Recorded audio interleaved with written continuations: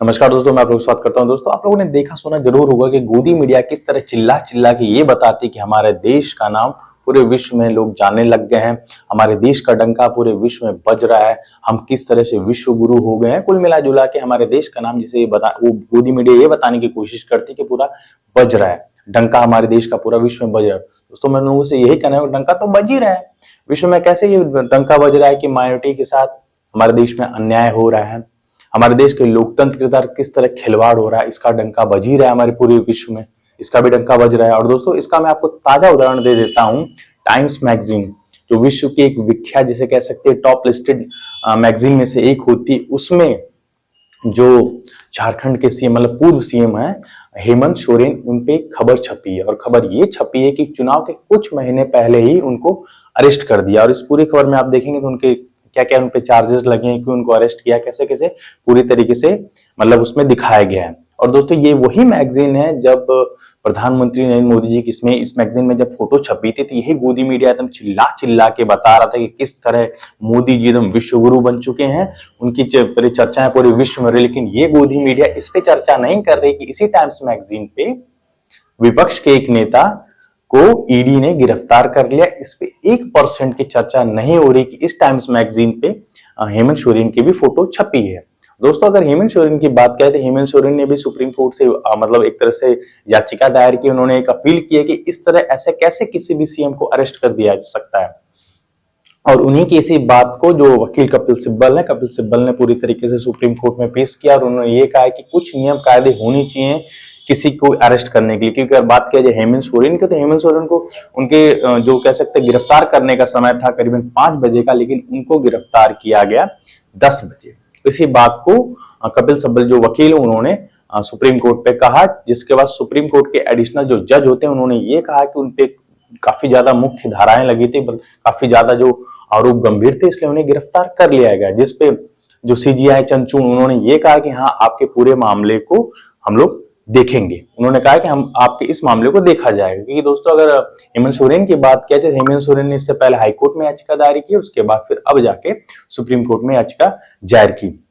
दोस्तों, एक बात कहना चाहूंगा कि केवल विपक्षी दल के ही नेताओं पे ईडी का ही जिसे कह सकते हैं कि चार्ज, क्योंकि दोस्तों जाहिर सी बात है, कोई सीएम किसी सीएम को इस तरह से अरेस्ट करो भाई, करने में कोई दिक्कत है, लेकिन एक नियम कानून से अरेस्ट किया जाता है, किसी को भी किसी भी समय अरेस्ट कर लिया जाएगा। सवाल तो है, सोचने वाली बात है दोस्तों। और एक बात और मैं आपको बता देता हूं, अगर महाराष्ट्र में जब सरकार गिरी थी तो वहां तुरंत 24 घंटे के अंदर सरकार बन गई थी। वहीं अगर बिहार में सरकार गिरी तो तुरंत वहां सरकार बन गई। लेकिन झारखंड की बात किया जाए तो झारखंड में अभी तक सरकार नहीं बनी है। वहां पे जो झारखंड मुक्ति मोर्चा के जो पार्टी के जो विधायक है वहां जाके पहुंचे हैं, जो बहुमत का आंकड़ा होता है 43 का, लेकिन वो लोग 47 से जाके खड़े हैं, लेकिन राज्यपाल उनको समय नहीं दे रहे हैं सरकार बनाने के लिए। और वहां ये मतलब जैसे कह सकते हैं खेला होने वाली बात हो रही कि वहां पे ऑपरेशन लोटस की बात चल रही है।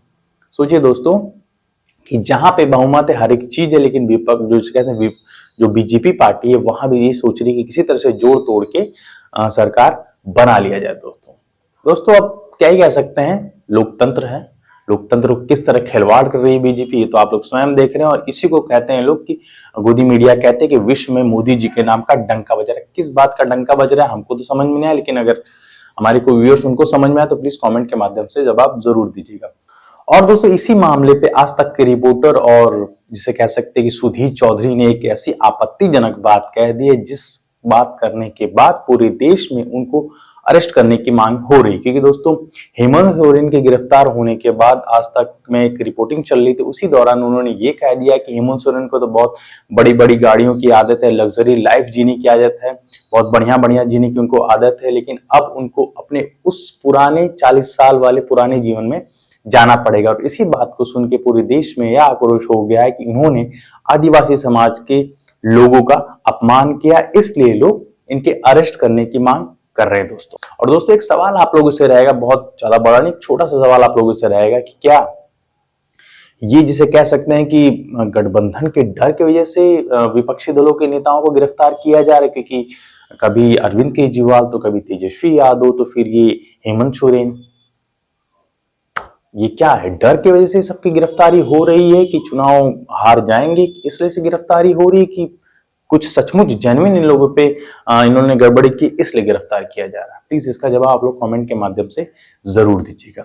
और दोस्तों मेरा वीडियो थोड़ा मोड़ा भी पसंद आता तो चैनल को प्लीज सब्सक्राइब कर दीजिएगा। मिलते हैं आप लोगों से नेक्स्ट वीडियो में, तब तक के लिए टाटा, गुड बाय, जय हिंद।